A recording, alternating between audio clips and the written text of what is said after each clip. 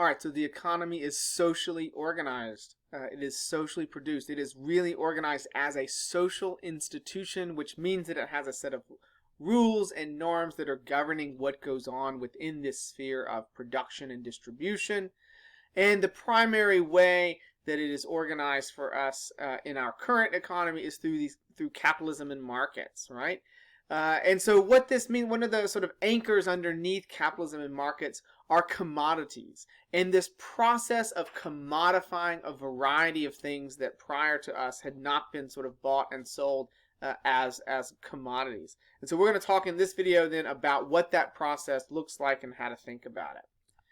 Now, when we talk about commodification, what we're talking about is a process through which a good comes to be defined as something that can be bought and sold. So there's a sort of transformation of the meaning underneath, the social meaning that is anchoring this particular good, right? That enables us to think about it as something that we can buy and sell on a market. Now, there's actually a variety of different commodities in our current economy that prior to capitalism and markets were not, or prior to capitalism, were not bought and sold on a market. So really think about commodification then as a process of transforming the social understanding of some particular thing that enables it to be bought and sold on a market. It puts it in motion onto a market. Now, what's really compelling, or what's really fascinating to think about here, is that in market societies, in societies that are organized through capitalism and markets, we turn almost everything into a commodity. Almost nothing comes over time to be imagined as being outside of the purview of something that could be bought and sold. And in fact, we create institutions within the economy that enable commodities, enable this commodification process, enable us to turn things into things that can be bought and sold. So let's just take a particular example of this. Labor. We can think about our own human labor as a commodity, right? But it was not, or does not always have to be this way, right? So just to sort of contrast our understanding of labor as a commodity, labor is just really an activity. It's an activity in which we're perhaps producing something, some particular good.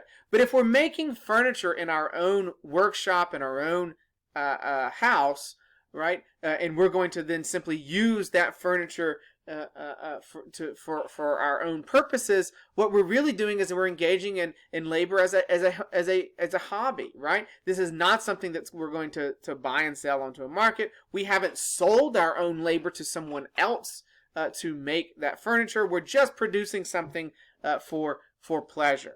And this is very different than thinking about making furniture as work in a workshop, right? So this is a very old picture of individuals inside of a workshop, and what they have done is they have sold themselves. They have sold their labor power, their ability to work, to someone else who has all of these tools and machinery that they can then use to make furniture. That person is then going to take that furniture and sell it on a market. And they will have paid, in exchange for these individuals' labor, they will have paid them for a wage. Now, that is the way that we organize labor as a commodity in our current society, right? Now, it didn't always exist this way. We're not used to thinking about this, but our own buying and selling of our labor is a very recent invention, right? And was something that had to become commodified over time. It had to be turned into a commodity. Now, in pre-capitalist societies, really work and play were just a sort of stream and activities that blended together into a given day, right? So they didn't have culturally even a distinction between work activities and leisure play kind of activities. All of these were just the various streams of activities of life that blended into one another in the routines and rhythms of their daily life. Now, it's really with the birth of capitalism and the Industrial Revolution, we start to get these early factories, right, where people, much like you saw in this furniture making factory, people are brought together into a single manufacturing plant, if you will, brought together in there. They have sold, then they're being asked to sell their labor to the person who owns that factory and all of the tools and machinery. They're being asked to sell themselves to that person in exchange for a wage to go in and work and produce those commodities, those pieces of furniture.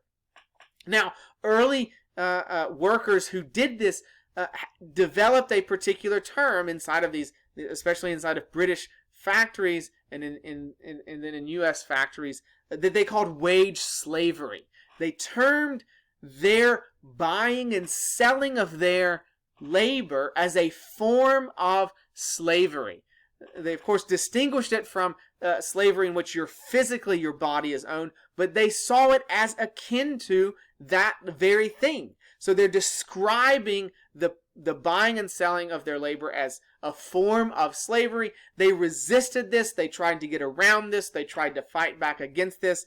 But ultimately, they end up losing. And over time, everyone comes to just see it as a normal and natural, even inevitable part of life to sell your labor to someone else. So much so that you don't even describe or think about what you're doing in university, where you're sort of shaping your own labor as a commodity to then go out and sell it. No one even thinks about that act of selling your labor to an employer as that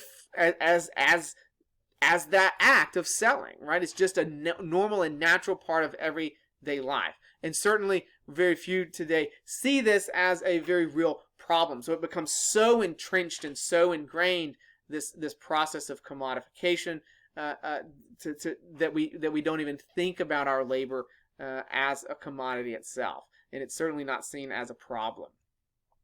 Now, one of the core things that you need to see through this is that over time everything tends to become a commodity. Inside of market societies, everything eventually turns into something that we can buy and sell.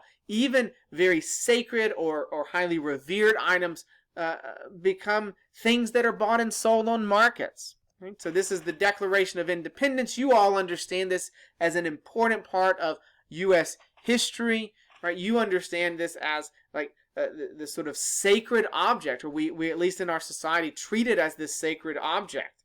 Now there were 25 original copies of this Declaration of Independence that were created at that time, and we did think of these as really sacred objects, right? Not the kind of thing that you would buy and sell, but in fact in 2001 a TV producer named Norman Lear actually bought one of these remaining original copies for about $8.1 million, right? So even this sacred object comes to be seen as something that we can buy and sell on a market, that we can put up for auction and say, who has the ability to pay, and what are you willing to pay for this thing, and then sell that sacred object.